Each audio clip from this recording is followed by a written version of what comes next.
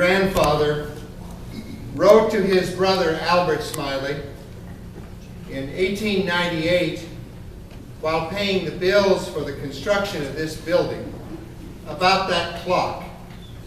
And he said to his brother Albert, "It is wonderful that thee hast given so much to the people of Redlands, and thy gift will be much honored. But the expenses for the specially made clock for the library, a gift to thy gift, seems overmuch." I think that the descendants of Daniel Smiley, the younger brother of the twins that we honor today on their birthday, must have said that over and over. Even Andrew Carnegie, standing right there in 1910, said, "Wait, don't honor me. Honor the people that went out and borrowed to give their gift of love." The Mohonk Mountain House in New York is unique in that, quite candidly, I don't know how it has really succeeded through 5 generations of Smiley ownership as a successful business, because it still insists on doing the extra for community and for such incredibly preposterous projects as this library. I first met our next speaker 40 years ago, and from that time we have been good friends. Graduated from the School of Veterinary Medicine, Colorado State at Fort Collins, I believe, in 1951, when he was 9.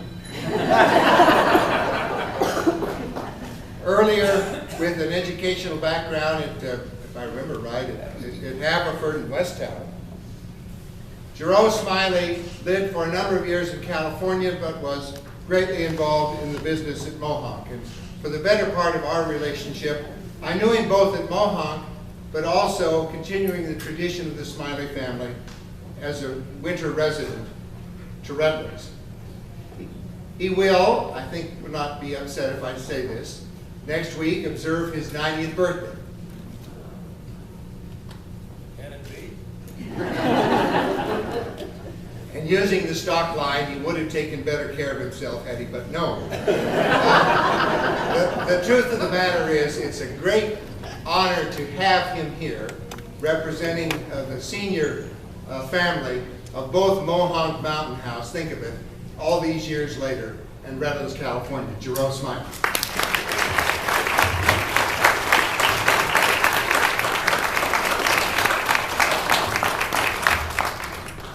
Well, the answer to Larry's question about how we managed to do all these things at Mohonk is the simple answer is we still borrow. I came down here early this morning and there were some elves out here dressing the statue of Smiley Boys, and they were dressing it all in green, and I thought, well, somebody's made a mistake. I thought this was Pansy Day, but it turns out that it's also St. Patrick's Day. Good job. I'm committed not to tell who they are. It's a big secret, but they get a new dress for every season. Larry asked me to say a few words, and I had to think about it a bit because I thought, well, the only thing I can do is talk about something that I know something about rather than something I don't know about. And so I'm going to tell you first a little bit about my connection with Redlands, so you'll know where I'm coming from.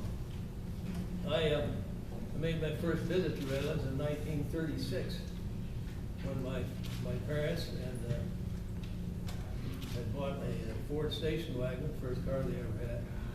And they and my sister all loaded up and drove out here in 36. I don't remember seeing Larry at that time.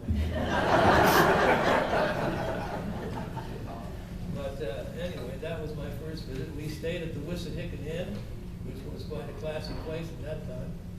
And my sister and I went to school. I forgot what school it was. And anyway, we had a nice winter, and that was my first visit here.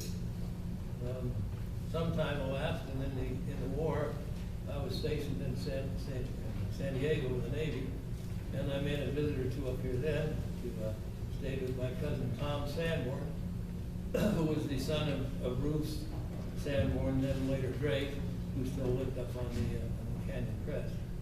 And so I spent a little time here then. And after that, I wasn't back here for a long, long time. And when I did come back, it was the year of 1981. No, 91. 1991. And that happened to be the year when they were had some very important work. They had we were just finishing the work on the Heritage Road and all that. So the building was greatly expanded. And the important thing that happened that year, besides my getting back to California, was the fact that this wonderful monument out here, the Smiley Boys, had been just been dedicated. In fact, it was dedicated on exactly this day, the 17th of March, in 1991. And the creator of this beautiful thing was Linda Pugh, who I think is with us today still. But she created this along with the support of a number of citizens and citizens. And she donated 10 months of artistry, skilled labor, and to get this thing done. And it's interesting that because of the size of it, it weighs over 1,000 pounds. It had to be done in 14 separate pieces. You can't just do it and pour a bronze in one big chunk. It has to be done in pieces that you can have. So there was 14 separate pieces that had to be poured, which she did down to Fountain Heaven, which means she had to drive back and forth and so on. So she dedicated, let's say, 10 months of her time to do that. And it's certainly been a blessing for us to have it. And anyway, that was one of the things. That was when I came back here. That was in '91, and I've been here every year since. I haven't missed winter since that time. So I've got 20 years of observation of what goes on in Redlands. And what I wanted to say about that was simply that the number of people that have contributed to this, not just to the library, but to the city in general, is a very large number. Just a tremendous volume of support, spiritual and financial support for the things that have been done in the city. And I go back to the Smiley Brothers, with most of the library here is self-evident. But what's not so evident, and what some of you probably don't even know, is they had a very large park and garden up on the crest here, called Canyon Crest Park. And if you read the history, you know something about it. But it was really, to the public, the traveling American public, it was more important than the library. I'm sure some of you came here. But more of them, almost all of them, that toured Southern California, came to Redlands because of the Canyon Crest Park up on the hill. And that was, in my book, a very, it was just as important as this place because it gave the Smiley Brothers the opportunity for their wonderful skill at taking a piece of rough land covered with brush and sandburrs and turning it into a garden. And they did this thing. How many people here remember? No, there's nobody here. Forget that. I got out here in, let's see, well, I was here in '36, and at that time, the garden has been closed down even then. There was so much traffic up there and so many problems with vandalism and so on, they had to close it down around 1930, about the same time, same year that my grandfather died, 1930. So anyway, that was that. But I wanted to just mention that this is only part of what they did. Their major effort, I almost say, was on their own, was up there on the hill. It's now been sold, it's all developed in houses, but it was a real show place. In 1930, seemed to be a very busy year here, because at that time, the bowl out here, which was part of this, they bought, Smiley Brothers bought 16 acres, something like that. And the bowl out here was one of the things that was given to the city. And in 1930, after the vision of Grace Mullen, who was the one that had the idea for doing it, to have an outdoor theater for things in the summer. And she had the vision, and the White family were the ones who had the finances to do it. So this was built, I think, in 1930 or 1930. And this is amazing. I mean, an outdoor theater that size will seat a couple thousand people, and it has, because of the generosity of the people here in California, it's been run not by the city, but by individuals who have formed committees and so on and done it. And it entertains people. They'll have a program once or twice a week all summer long. Well attended. So that was just another one of the things that the people in this city have done. One other thing I was going to tell about what else happened in 1930? Oh, of course, the Watchworth was the same time, 1929, 1930. The Robert Watchworth donated this memorial shrine out here, which Don McHugh now looks after. And it was a great gift, but there was so much interest in it that recently, and I forgot what year it was, they added 2 wings on it, which at least doubled the capacity. And it was done in such a very artistic and clever fashion. It looks like it was just all one place. You know, you just put together with an addition. But that was so. All this happened in 1930, in that one year. I wondered since then if maybe it had something to do with the Depression. That was 1930. You don't remember that either, but you could read about it.